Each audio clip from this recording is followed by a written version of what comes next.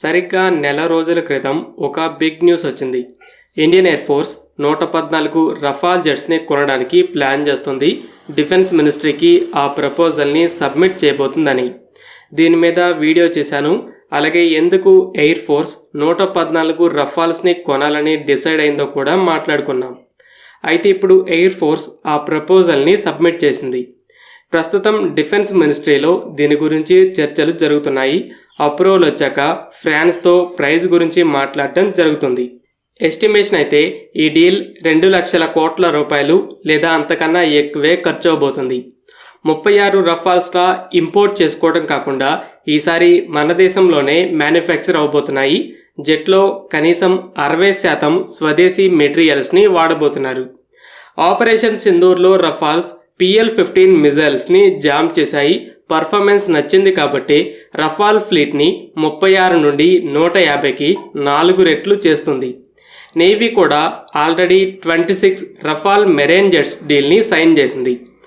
ఓవరాల్గా India 176 రఫాల్స్ని operate చేయబోతుంది. ప్రస్తుతం ఇండియన్ ఎయిర్ ఫోర్స్లో 90% పైగా విదేశీ జెట్సే ఉన్నాయి. వందలాది MiG-21, MiG-23, MiG-27 jets retire అయ్యాక MiG-29, జాగ్వార్, మిరాజ్ 2000లు కూడా ఫ్యూచర్లో రిటైర్ అవుతాయి.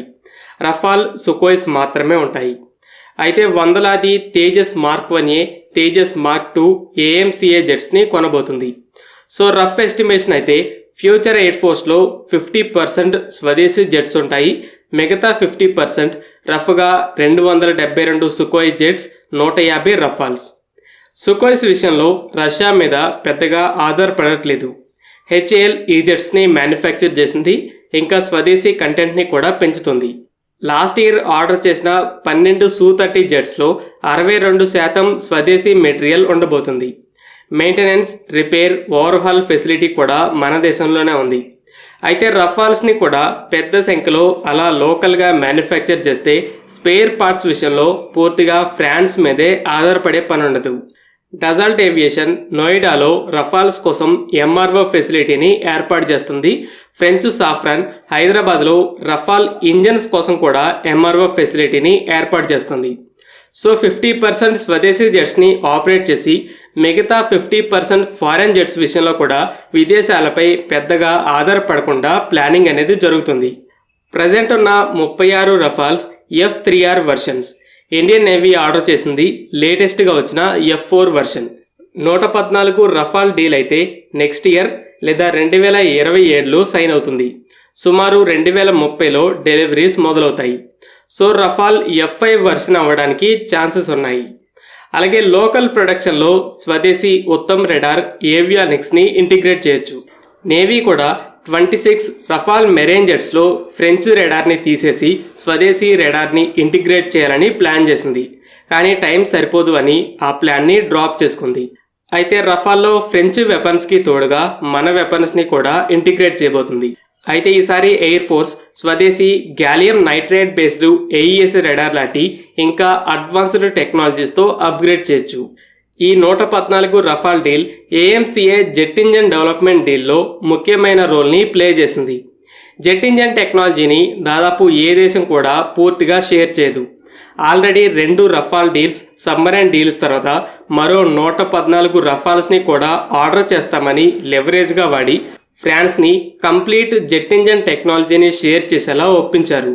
అలాగే ఫ్రాన్స్, UK లాంటి దేశాల్లో అమెరికా కంట్రోల్లో ఉండదు. ఇండియాలో స్ట్రాటజిక్ అటానమీని మెయింటైన్ చేస్తుంది. అంటే మేము ఏం చేసినా కూడా మా ఇష్టంతోనే కానీ వేరే దేశం చెప్తే వినం. నిజానికి కొన్నిసార్లు అమెరికా, UKలే కలిసి ఫ్రాన్స్ని దెబ్బతీశాయి. ఫ్రాన్స్ ఆస్ట్రేలియాకి 12 సబ్మెరైన్స్ని అమ్మడానికి $37 బిలియన్ డీల్ని సైన్ చేసింది. అయితే అమెరికా, UKలు వెళ్ళి మేము ఆకుస్లో భాగంగా న్యూక్లియర్ సబ్మెరైన్స్ని అమ్ముతామని ఆ డీల్ని క్యాన్సిల్ చేయించాయి. ఆపరేషన్ సింధూర్లో కూడా అమెరికా, UKలు తమ జెట్స్కి కాంపిటీటర్గా ఉన్న రఫాల్ పేరుని చెడగొట్టడానికి ఇండియన్ రఫాల్స్ని పాకిస్తాన్ డౌన్ చేసిందనే ప్రొపగెండాని హైలైట్ చేశాయి.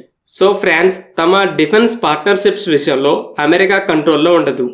సో ఓవరాల్గా ఇండియన్ ఎయిర్ ఫోర్స్ ఫ్యూచర్లో స్వదేశీ జెట్స్ పర్సంటేజ్ని 50%కి పెంచి ఇక మిగతా 50% ఫారెన్ జెట్స్ విషయంలో స్వదేశీ సప్లై చైన్ని క్రియేట్ చేసి రిలయబుల్ పార్ట్నర్స్ మీద కూడా పూర్తిగా ఆధారపడకుండా ప్లాన్ చేస్తుంది.